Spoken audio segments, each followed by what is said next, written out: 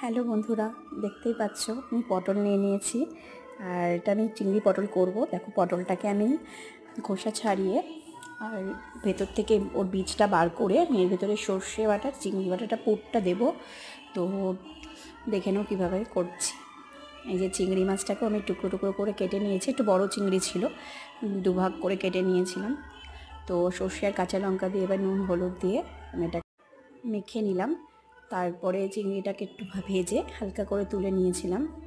তো সর্ষে বাটা এবার পুরটা আমি পটলগুলো, নুন হলুদ মাখানো পটলগুলোর মধ্যে একটা একটা করে ভরে সাজিয়ে নেব।